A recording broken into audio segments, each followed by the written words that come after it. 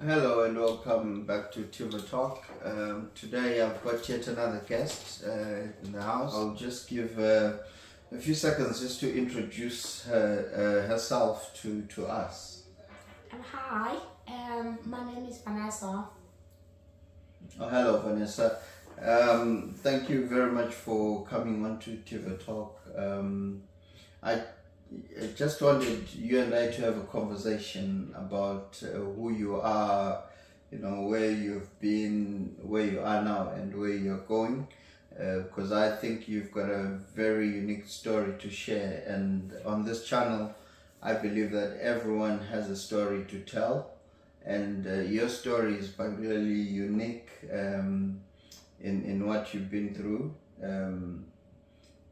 And I'll just start off by giving you the floor just to tell us who you are and where you come from. My name is Vanessa. I'm 22 years old and I come from Zimbabwe. Okay. No, thank you very much for that introduction. However, I would like you to share a little bit more about yourself in terms of how would you define yourself if you're asked the question, who is Vanessa? What definition would you put to that? I would say that I am somebody that loves sports. Like, I love sports. I used to love music, but I'm not sure how I feel about it at the moment. I just love doing like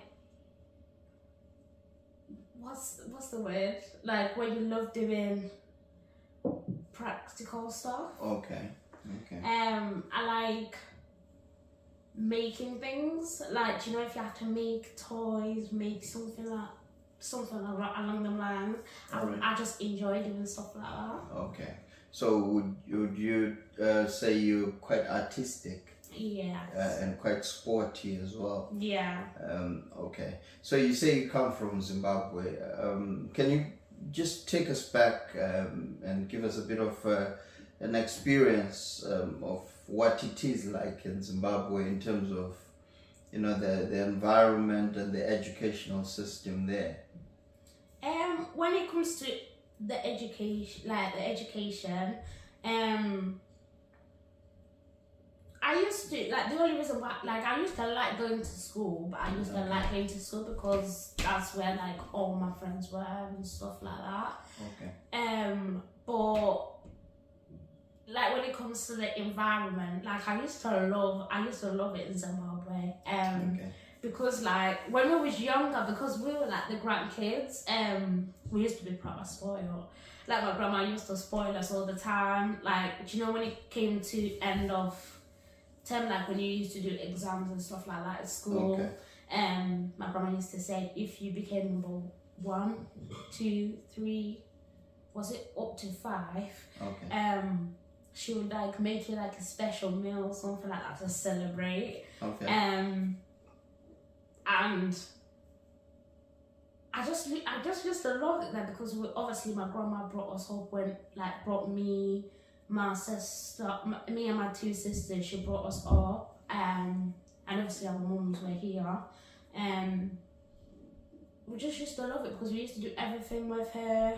We used to not always get what we want, but she used to be different with us than she would be with her own children. Okay. And she loved us a lot. She to this day she loves us literally. I just loved it. And if I could get a chance to obviously go back there, I definitely would. I would go there for yeah. Okay. No, that's quite interesting. So your grandma used to give you prices from number 1 to 5. Yeah. So how many times did you actually get the nice surprise? I would say most of the time we used to do exams, I used to either become number 3 or number 4. Okay. So there was like me and this girl that like, if I became number 3, she would become number 4. If she became number Okay. yeah, if I became number 3, she would become number 4. If I became number 4, she would become number 3. Okay, so you fell within that 1 to 5 bracket. Yeah.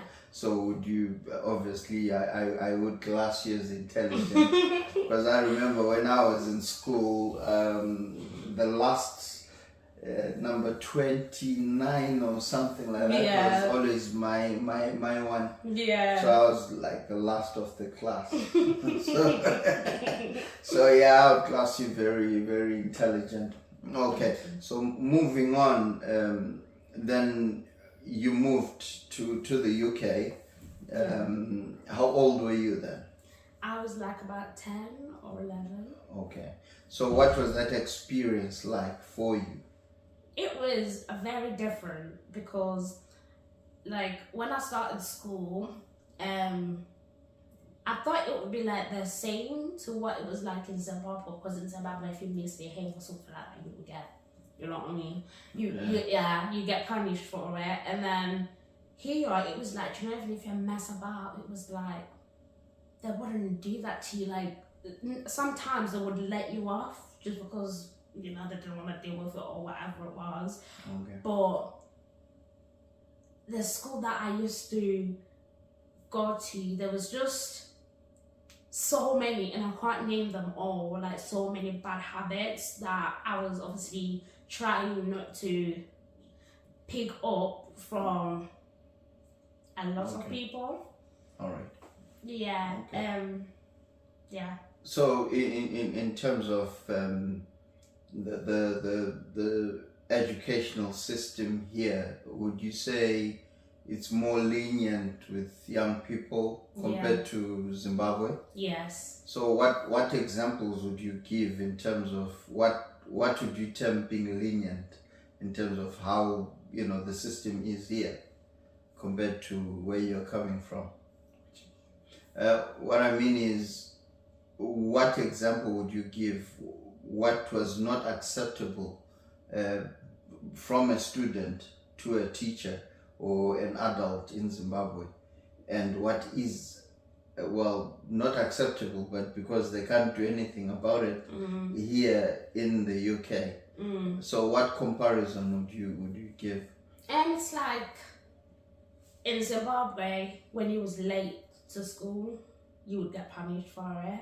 And you would either have to walk around the whole school and pick up all the rubbish. Wow. And then, like, after you finish, that's when you go back to your class, or you would get beaten.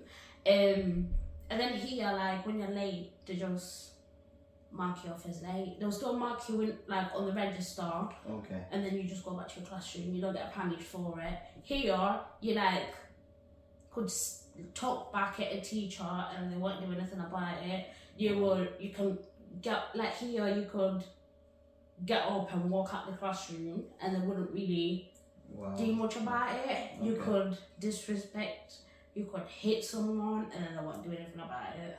Yeah. But in Zimbabwe, you obviously weren't allowed to. You would get punished for if you make like that. Okay. No, that's quite understandable. So within the environment that you had come into from Zimbabwe, how did it make you feel? Was it welcoming? Very.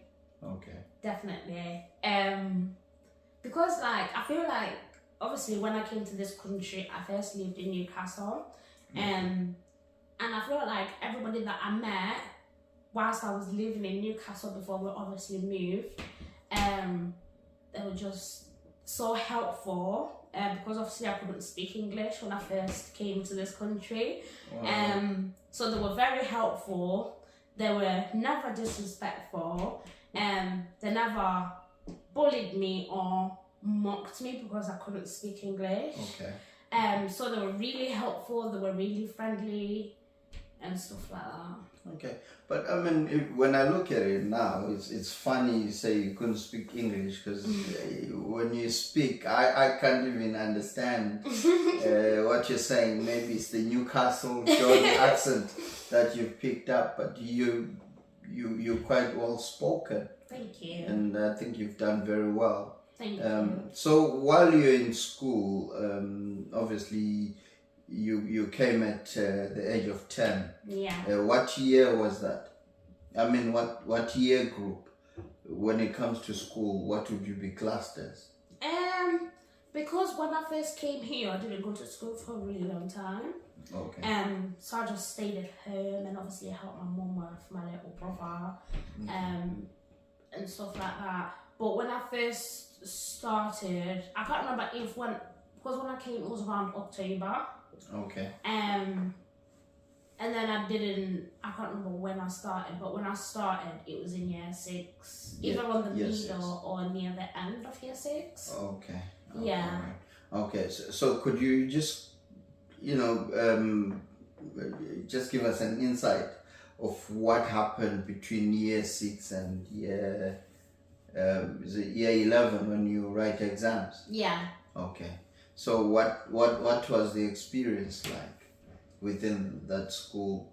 Did you have the opportunity of discovering yourself? I felt like in year 6, 7, 8, I struggled a lot because obviously I was around a lot of people that spoke English and nobody spoke my language. So it was quite hard because you'll be sat in the classroom with them trying to teach you something and you'll be sat there like worrying and panicking because you're like, I can't understand. So what, like, if they told you to write something, you'd be like scared because you wouldn't know what to write because you wouldn't understand it. Okay. And then obviously when I finished year 8 and then I was supposed to go into year 9 and then I skipped a year and went into year 10 because of my age. I felt like throughout the whole time that I started school until I finished, I used to be really into sports, running, anything really like that I was good at, I'll be doing it. Even if it was after school club, either it was in PA, either it was sports day at school, I'll be doing something that involved like in sports. Okay. Yeah. Okay. Yeah, that's quite interesting because then you then discovered that you really enjoyed sport. But there's something that you mentioned to me about being interested in practical subjects. So was there a particular subject that you started doing during that period? It was resistance material. Obviously I started that in year 10 because you had to pick like some of your subjects like between health and social or resistance material and then history or geography. Okay. So I picked resistance material because I wasn't really good at like childcare and stuff like that. I didn't know because I never gave myself the chance to try it, but I just wanted to do something practical like resistance material, and we get to make stuff all the time. There's less writing and there's more practical. Yeah, and then obviously when we was writing, it was like you'll be drawing what you wanted to make, and then when it came to making it, you was just given the stuff, and then you just Okay, and then you would make. So, would you class yourself as somebody who has wild ideas and stuff that you would actually draw? So you're good at drawing as well. I felt like, if I had something in mind, because like my teacher used to tell us like, obviously the next lesson we'll be doing this, so you have to come up with an idea of what you wanna make, and then you'd sketch it before. I feel like I wasn't really good at drawing, but if I had an idea of something that I wanted to make, I would be able to draw it out, and then obviously make it. But when it came to like, if it was like art, art lessons, I was good at a few things, but most things not really. Okay. If that makes sense. No, it does make sense. It does make sense. So so you then discover you are a sports woman, a sports person, and then you discover you're quite handy with making stuff. Okay, so that became your skill set and your two areas that obviously you get to be chosen. I realize you mentioned to me that at some point you were chosen to represent your school. Yeah. What was the feeling like then? You know, what was that experience like? Like, it was exciting. It was like, I used to get selected for so many things. Like, for example, the star was, I remember this so well. They wanted me to play. They selected me to play rugby versus obviously another school. Yeah, versus another school. And when they first asked me, I was like panicking about it. I was like, oh God, oh God. But you know, the more and more they started asking me to like join these clubs that they were doing and stuff like that. Like, I used to love it. It was like them, like, I used to literally all day I would be smiling and people would be like, why are you smiling? Why are you smiling? I'd be like, because without me even having to ask if I can do it, they already wanted me to do it. And I just used, like, it's so amazing. It's so amazing being able to represent a school or something like that. But most importantly, it's actually being somebody noticing the talent that is in you. So you're quite sporty, and but then you began to play football. Is that something that you used to do in Zim? Yeah, like, because I remember when I was younger, me and my friends we used to make a football out of plastic bags. Okay. And then my grandma obviously had a house that was so close to, that was literally 2 seconds away from the house. Okay. From the playground. Yeah. Okay. And we just literally used to stand in the front of the house and we just used to kick the ball about. Obviously, we had to use like fire to like seal it so it doesn't come apart. Wow. So we just used to play it like obviously at home, but when it was at school, it was mainly like boys that would be playing football, not the girls. Not the girls. Okay. Yeah, but the girls had to do something else, and then the boys could like play football. Wow. So it draws me back to your level of creativity. If you were to make a football out of plastic bags, or was it out of mini-meal kind of like packaging? It was like, we would get like, for example, a newspaper and squish it all together. Okay. And get a plastic bag, obviously tie it, and then get some more plastic bags and just basically keep building it until it looked like a football. Okay. And then that's when we'll use the fire, a little bit of fire to obviously like seal the bottle or the papers that we've put inside. So you actually use the fire as glue. Yeah. Wow. Yeah. That's proper creative. And obviously that shows what you end up going into, where you do this practical, technical stuff. And then you build your own stuff. Okay, no problem. Thank you for sharing that with us. So at the end of your school year, the examinations come at year 11, yeah. And then you write your examination in different subjects.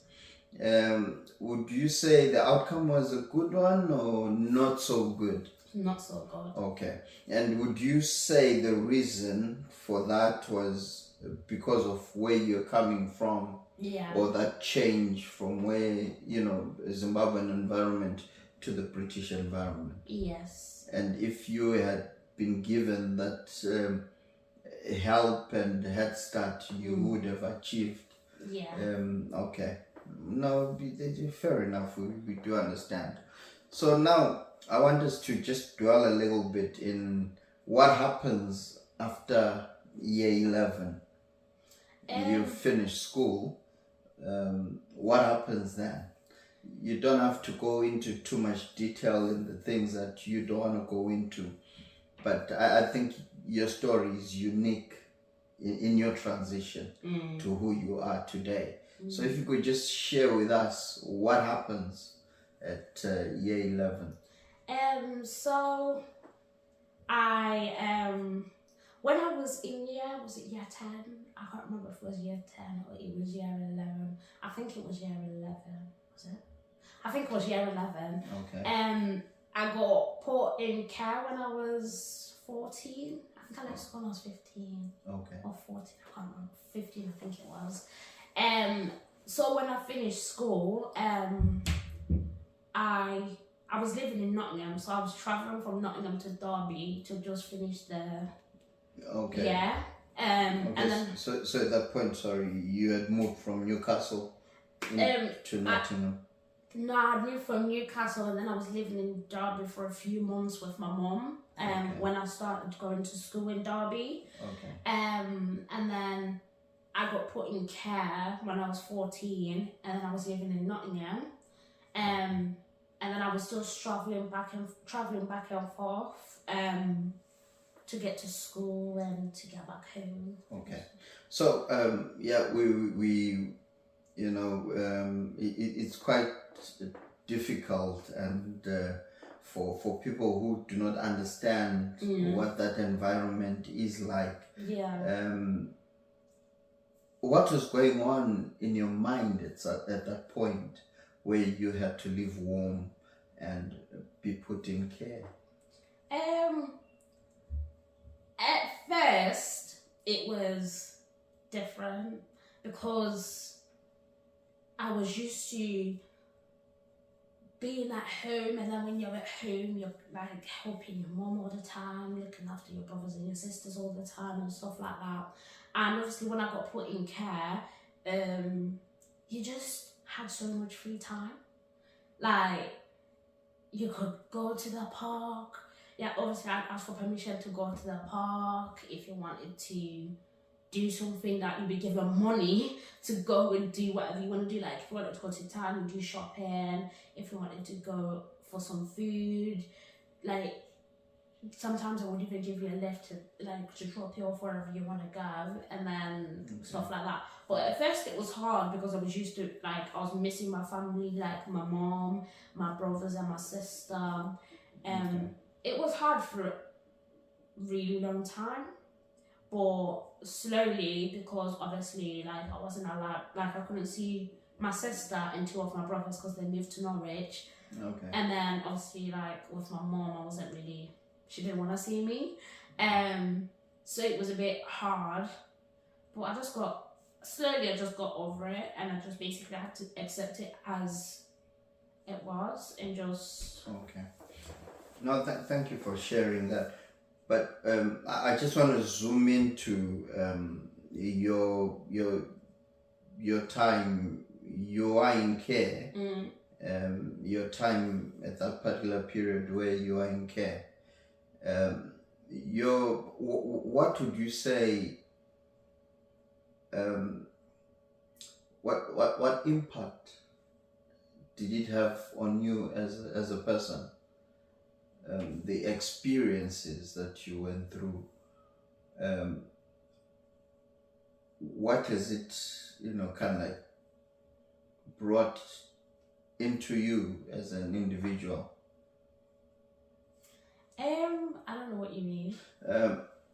So I remember we were having this conversation at some point where you say there are certain things that the care environment brings to a particular individual, like certain worries, certain things that you become very uncomfortable with, that type of thing. Yeah. It's like, obviously I'm not like sometimes, like, at first, when I first got put in care, I thought, oh yeah, it will be a good thing because I'm being removed from an environment. Yeah. But like after after you realize what actually being put in care means and stuff like that, it kind of like, how do you explain it? Like, I'm trying to think of the word. It's got a lifetime impact. Yeah, like it. I was angry for a really long time, because I was like, I'm in care. Why don't my mom like speak to me? Why don't my mom like, you know what I mean? And there was a couple of times where I went through something in my life, and then even by you being in care, and speaking to your foster carers about something, it's so much different to if you're speaking to your mom about it. Because you do go through something in life, no matter if you're in care or not. You go through something in life where you just want your mom to help you with it. Or you just want to talk to your mom about it, because by you speaking to, like, obviously your foster carer, it's not exactly the same because they're not your parent. And it just, for some people, it depresses them because, like, you'll be thinking in your head, like, why don't my family care about me? Why did I only end up here? Like, why did I have to go through what I went through for it to land me to where you are at the minute? But you can't exactly. The worst thing about it is, like, you know, when you're sitting there and you're questioning yourself about it all the time. Because I was in care from 14 until I got sent to live in care when I was 18. When you're 18, wow. And for a really long time, I used to question myself about all these things that I wanted to ask my mom. About obviously what I went through. But for 4 years, you couldn't, like, you just had so many questions, but you couldn't speak to that person about it to ask them, why did it happen?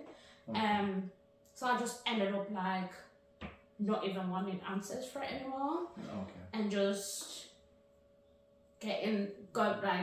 just learning to forgive that person, and obviously just going on about my life, because after 4 years of holding these questions, like, I'm gonna ask them, but you don't see them. I just gave up. And I thought I wasn't gonna get the answers that you needed. From that person anytime soon. No, thank you for going in deeper than we thought we were going to. However, for somebody who works or who has worked with young people previously who are in care, it gives me an insight of what actually happens.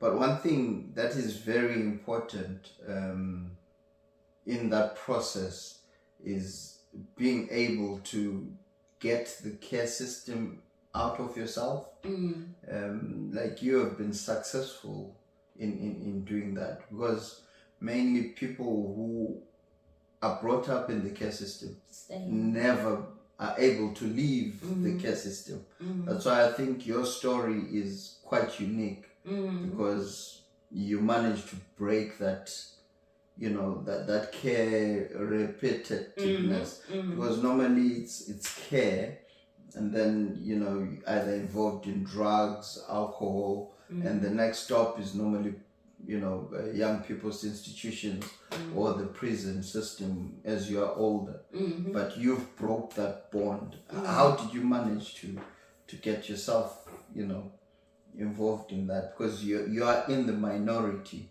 of young people who have managed to escape from that. I felt like, because obviously when me and, for example, when I think I was at college in Derby, when I obviously like got sent over to like live in care and stuff like that. I think it was around, so when I was 17, I got my own flat, and I barely saw social services, even though I still had social involved, but I barely saw them. I'd see them like when I needed to see them, or 90% of the time it was just over the phone that I would speak to them about if I needed anything and stuff like that. Okay. When I had my flat, it was like one of them supported flats. Okay, supported. Yeah, so what? Okay. Yeah, so I had like a support worker that would obviously come, like, for example, like let's say 2 times a week. And then in them 2 times, like, we'll sit down and then I'll be like, oh yeah, like, let's do something today, like, let's go out, do some shopping, come back and make some food. And then we'll make some food and then she would go, or we'll sit down and eat together, or we'll decide to go out and like go bike riding or something like that. Okay. And then obviously, because I used to see my friends a lot, we used to go to college together, and then obviously after college would chill in town, like we all used to sit in town, like everybody that used to be at college used to go to town at the food court and just sit there and just make friends and stuff like that. But I would say, like, when I was 17, I never did anything that would, what's the word? Get you into trouble. Yeah. Okay. Yeah, so either we were in town all the time, and obviously, you know, when you're in town, there's like security that are always watching what you're doing. Like, they'll be walking around making sure that there's no fighting, there's no, like, you're not messing about. Yeah. Considering the stigma. Yeah. About young people. Yeah. And then obviously, if was not in town, me and my friends would be at my house, and I would just never used to do anything that used to lead us like into trouble. Okay. And then when I got 18, that's when I obviously got pregnant with my first child. Okay. And then now how I think about it, it's like I would never do anything that's gonna get me arrested, get me in trouble, because I don't want to risk anything for me to lose my kids. Okay. Or for my kids to like see that and think, oh yeah, like mom used to do that, so it must be okay for me to do that when I'm on that age. Okay. And I don't want that, if that makes sense. Yeah, it does. So I feel like I realised a lot now that I've got kids, because whatever I do, I just think in my head, I don't want my kids to do that, so why should I do it? Wow. No, that's quite interesting. So having your first son changes the level of responsibility and the dynamics, because you're no longer hanging around with your 17-year-old. No. But just to bring you back a little bit, you went to college, did you say? And what did you do there? When I left school, I went to sixth form for a year.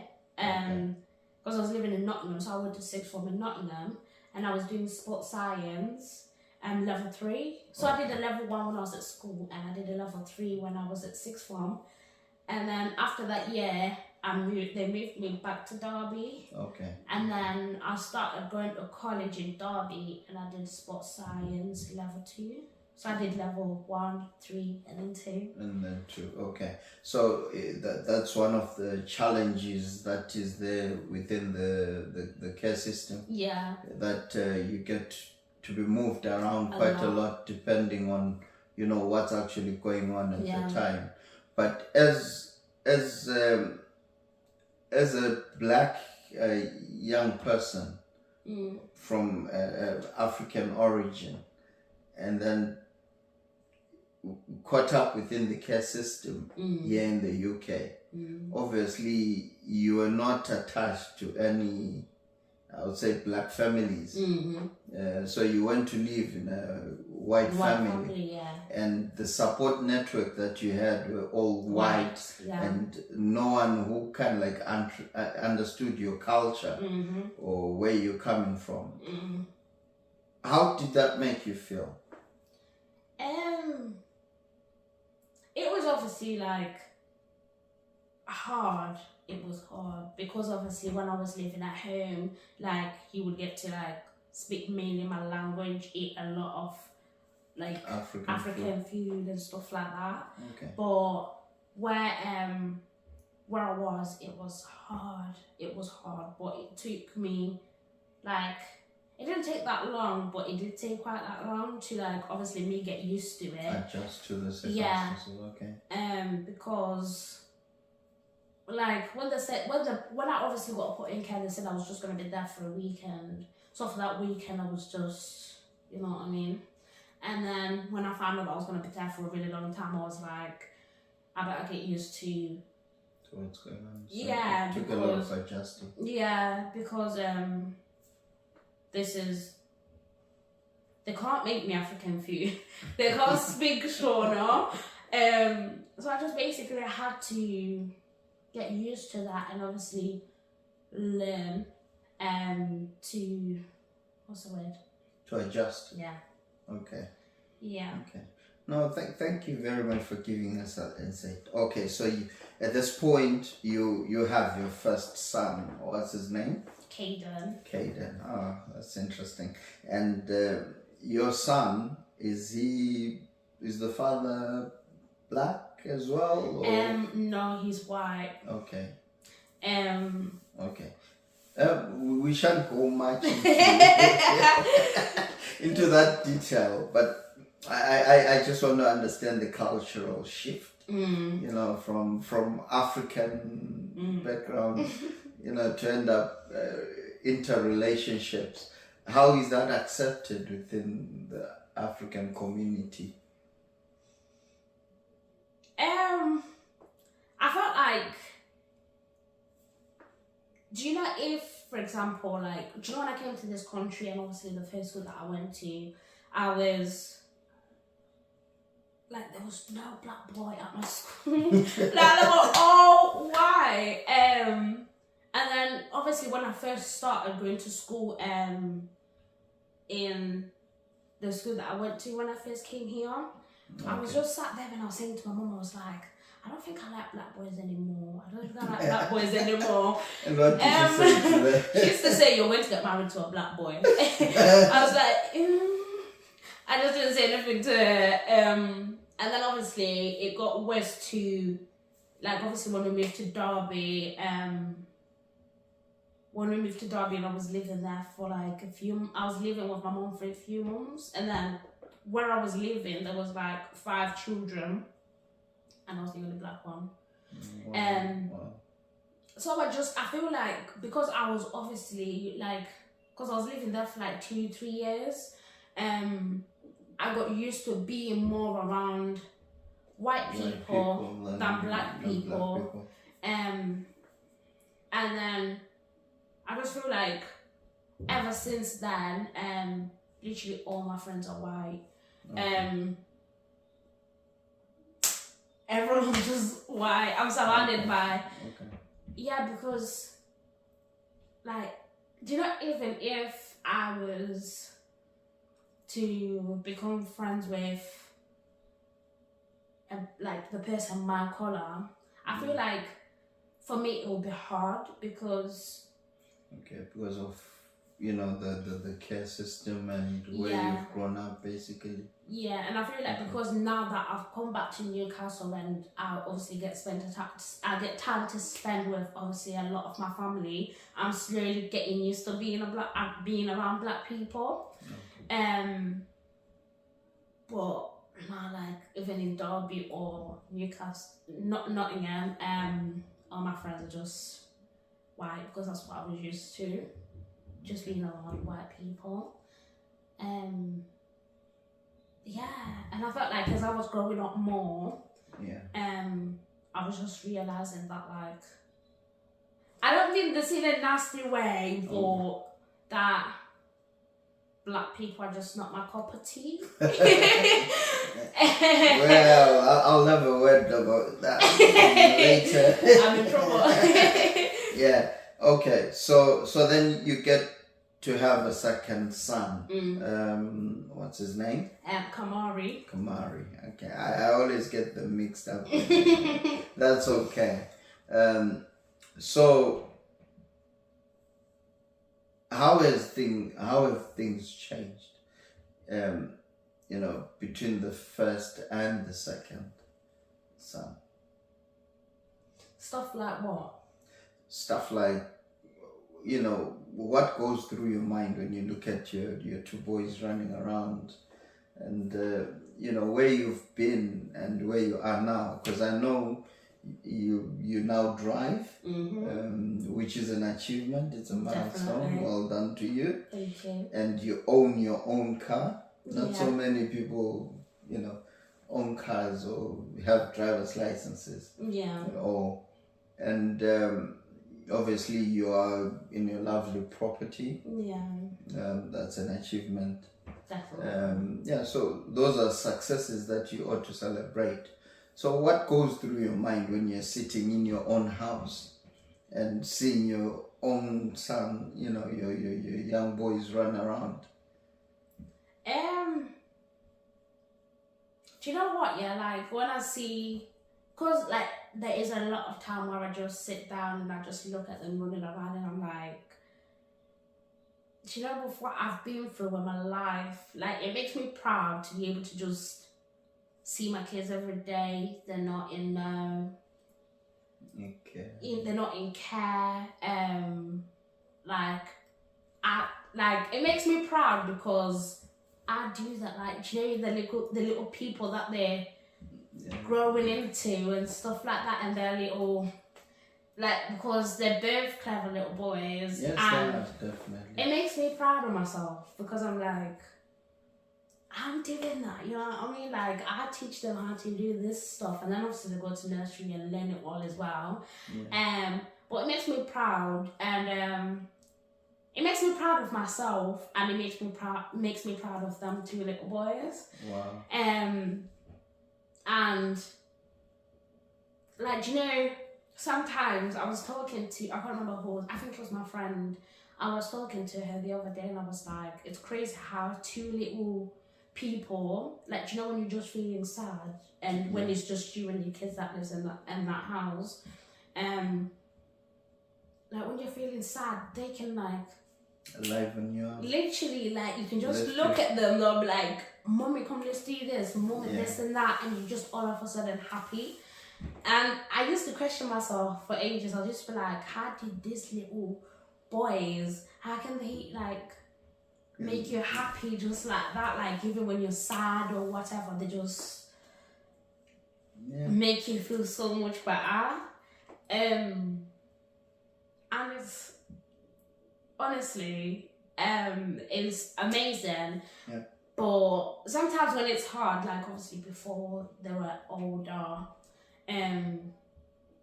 before they were older than they are now, when I had my first one, and then obviously when I had my second one, I used to sit there and I used to be like, why didn't I learn the first time? Like, do you know what I mean? In regret, yeah. Literally, like, I used to be like, why didn't I learn the first time? And just have stuck to one. But I wouldn't change them for the world. Oh, no. Well done, you. You know, this is what this channel is all about, to celebrate those milestones.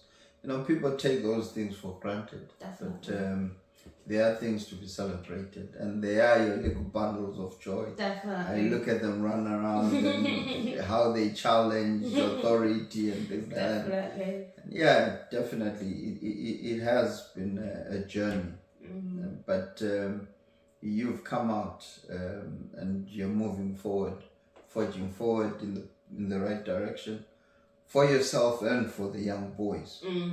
So it brings me to this point. So what does the future hold for Vanessa? What are your plans for the future?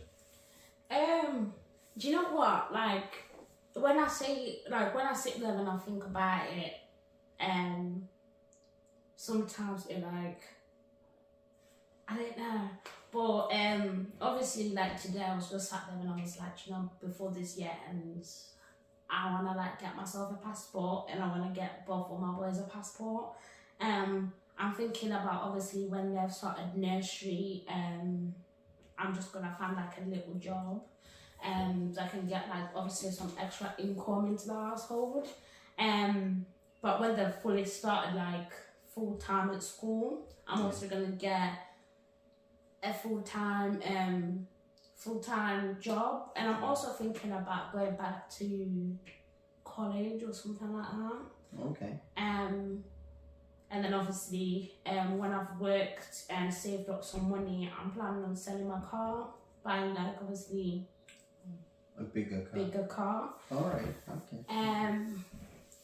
Finish my house, like finish decorating my house and buying all the stuff that I need to buy for my house and stuff like that. Oh, so those are the 2023 Definitely. Milestones that have to be achieved. Definitely. Well done, you. Well, we want to celebrate your success. Thank you. So far. However, I think there's a lot that you're able to do. Obviously, you realize that you've got a gift in terms of what you can do. Mm-hmm. And obviously, is that something you're going to be doing at college, or are you looking at studying something else? I've never really thought about. I feel like, you know what, yeah, because now I'm older, there isn't many options for like, I don't know if it's just because of the college that I obviously used to go to before, but do you know when you want to like go past 19, they don't really offer a lot of stuff to do at college for adults. Okay. So I was just gonna have a look at mainly like what I want to do and where they do it. Because the college that I used to go to before didn't really offer what I wanted to do. Okay. So I'm just like gonna have a look at have a sit down with myself, think what I want to do, What you want to do. have a look at what options yeah. you have. Okay. But I mean, I do know for sure that you've got your head screwed on straight, and you've got a lot of experience behind you, and you've learned your lessons and taken, a good point that you'll move forward, while you desire that your children don't end up in the same position that you did. Yeah. So motherhood is a challenge, and there's no like book to say how to be a mother. So it's a learning experience as well. But we wish you all the best with regards to that, and in terms of career and whatever you will decide. So there's one thing though I would like to ask. Well, I always say one thing, but it's very important to me, because obviously many Africans, and in our family we are Christians. What does faith mean to you, even though you're so distant, within the care system? How has that changed, or how does that continue to impact in your life? I don't know what you mean. Faith as in your belief system in God, and how obviously looking back, grandma is a Christian, and she engages in a lot of faith activities. That had an impact on you. Definitely. And even though you were still in care, obviously in hindsight, because you're not proactive, it still had an influence. But now when we look at all that, and you have the freedom to choose what you want, I've often had you listen to Christian music. I even remember a certain song that you introduced us to at some point. So to me it means that faith still has a level of impact. Does that give you hope? Is your belief system in God, quite strong, or? I felt like there was obviously a time in my life where I would question it, if obviously it was real or not, because there were certain things that I used to pray for when I was younger, and do you know when I never used to, obviously, like for example when God didn't answer my prayer or whatever, I used to like I used to sit there and I used to question myself. I used to be like, yeah, but if God does exist, then why hasn't my prayers been answered? Okay. But obviously now that I'm older and I've prayed for ever since then, I've prayed for so many things in my life, and it has, like, obviously became reality. Yeah. Okay. And I remember when we was having a conversation a couple of days ago when you was like, what did you say? God. When I was saying God answers in 3 ways. Yeah. It's a yes, no, and wait. Yeah. And it's quite difficult for people to be in that state Yeah. where they're told no. We as human beings don't like being told no. Yeah. should be evident in our children. But God also says, wait, you're not ready for it. You know, so that's what we were talking about. But somebody else had mentioned that to you to help you understand that point. So faith is quite important to you in that respect. Okay, so now we're coming to a close, and I would like to.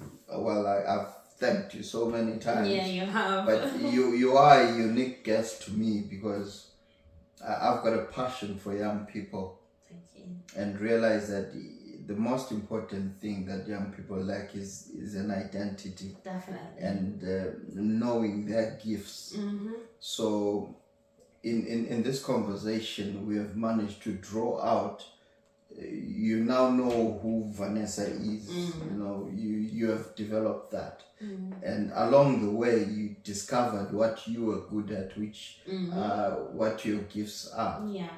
And even the work that you do with your hands, that's a passion, a gift that has been given to you.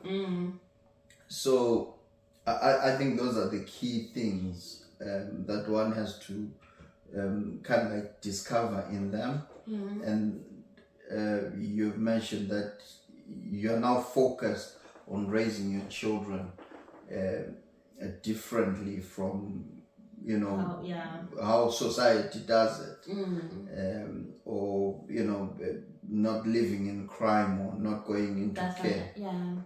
So these are the main success points that we have kind of like drawn today. So what advice then would you give to other young people out there, or young parents?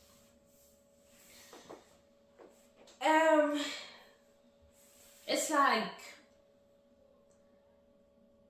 because obviously, like, you know, when you're watching on social media and stuff like that, there's obviously, either on social media or you might know somebody and stuff like that obviously, like, all I would say is, like, you know, once you have a child, it's not, you can't put yourself before your child. You can't, the same things that you, like, the things that you could do when you were 17 and things that you do once you have a child, you can't do that anymore. Just, like, I've literally, like, obviously to say, like, obviously before I had social services involved, obviously with my kids because of their dad, and they just wanted to, you know, sort some stuff with him to make sure that he was fit enough or whatever. And thinking back to that time, every time I think of social services or something like that, I just think, like all the stuff that they used to say to me, like how amazing I am to the boys. Like, I always put my kids first. And you are. I always, like, I literally love my kids. I would never in my whole life ever put my friends or a man or, like, before my kids. My kids, regardless, comes first. You've got to protect and keep your kids safe. And you just can't afford to do the stuff that you used to do before you had kids, because whatever you do, remember, you're like, you're being watched because somebody must have seen you in town with your child, and then you go on social media and you're acting crazy. They will ring social services on you because of like, I swear she's got a child. Like, I've seen her with a child. You just can't. You've got to assess your actions. Definitely.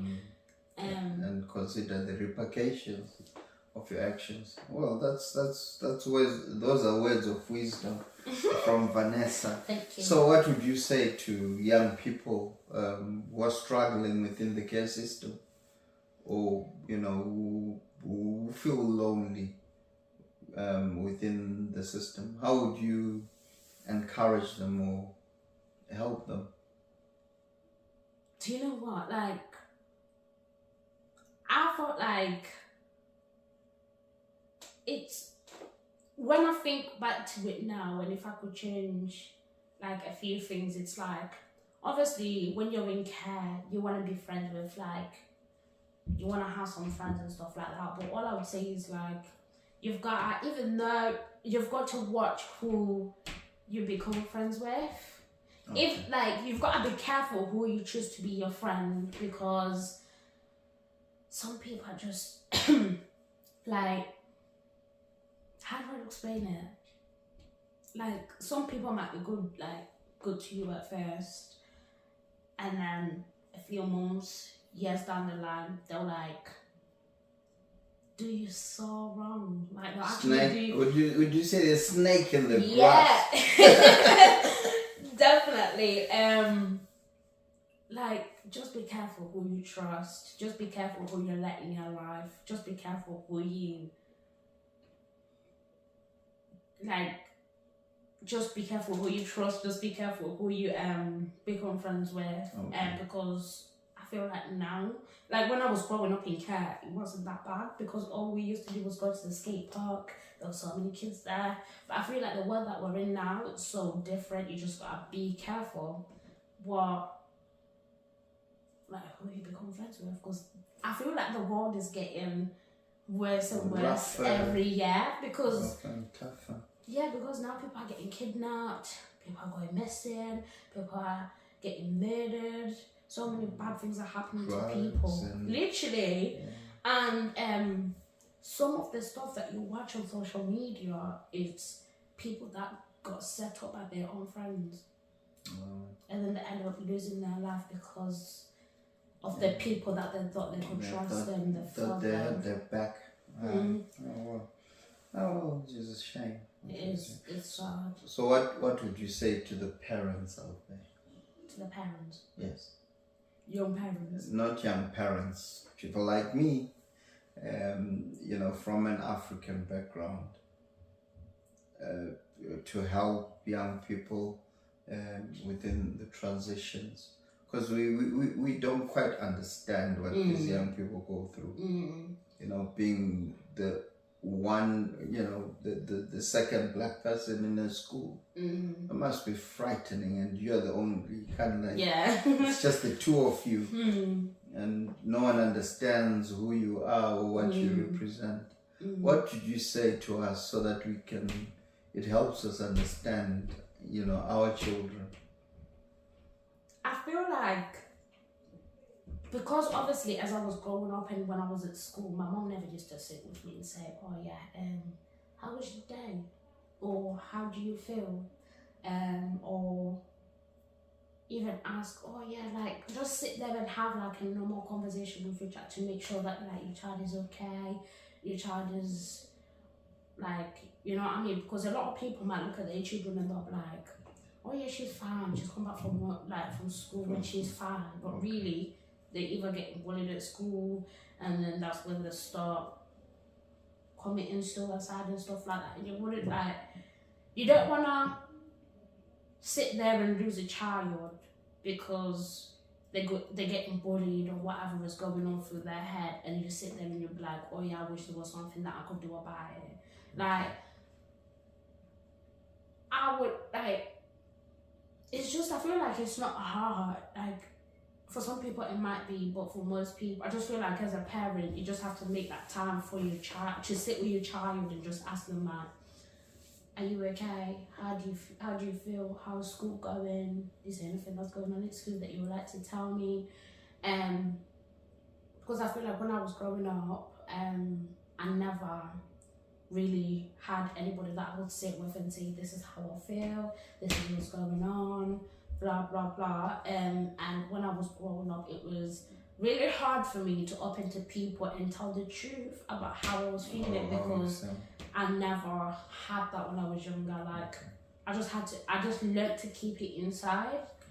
And then obviously that affected me as I was growing up, because even though I was having like the worst time at some point in my life, I was just used to bottling it up, and then people could see that I wasn't okay, but I still couldn't open up to them. And obviously tell them what was going on, because I was like, how do I open up? How do I tell someone how I feel? Because it hurts like when you're having the worst time of your life, and you just can't, you're struggling to get your words out to process. Yeah, it was worse. Wow. Well, you don't have to worry about that, because you get somebody like me to talk to. Vanessa. Thank you. Yeah. Okay. So I wouldn't have done my job very well if I don't toast to your success. Thank you. I'd say, well done, Vanessa. I really would love to introduce a bottle of something so that we could toast to your success, but you've done well. Thank you. So I hope with the conversation that we've had today, you kind of like walk away with your head held up high. Definitely. And realizing that you are a success in your own right. So what would you say, what advice would you give me, as this is a new and ongoing project? What would be your advice to myself as an individual? Because I'm always willing to learn from anyone. So I would like some advice from you. How do I make this project a success? I just feel like to obviously make it grow, you need to, like, I feel like the more you promote the work that you've already done, the more like people be like, oh yeah, like I want to see what's all that, like, you know what I mean, like see what it's about and stuff like that. And I feel like this would help a lot of people, especially young people, because if they watch it, they'll think, you know what I mean, like I can talk to these people out there that I can actually sit down and talk to about anything I want to talk about in the world. And I feel like the more like you should, do this with like a lot of mainly young people. Because they're them type of people that like, they don't, like after having this conversation today, I never thought I would, like, I feel like I'm gonna walk out of this room and I'm just gonna like be constantly smiling, and that's because like we've had this conversation, I've managed to open up about like so many things. Yeah, and I want like obviously a lot of people out there in the world to obviously, you know what I mean, like feel like how I feel after speaking to you about this today. Much appreciated. And thank you very much for coming on to Tiva Talk. Thank you. And by the way, Tiva Talk is Tiva is a Croatian term that means substance. Because I truly feel there's a lot of content out there that young people and adults are consuming that is more like chewing gum. I call it a chewing gum culture. So I believe that not a lot of substance or important information is being shared. Because if you see somebody scrolling on TikTok, all they are watching are pranks and but really they're not developing their mindset or the value that they feel, the success that they have achieved. And this is what I'm aiming to do on this particular channel. And thank you again for affording me this time. Thank you. I know it was nerve-wracking for you. But I hope I did make you feel comfortable. You did. And I hope I didn't make you go to places in your history that you did not want to go to. So that's why I had to constantly bring you back. Yeah. But thank you very much for being on Diva Talk. It's much appreciated. Thank you for having me. Till next time when we celebrate your next level of success. Definitely. Thank you. Thank you.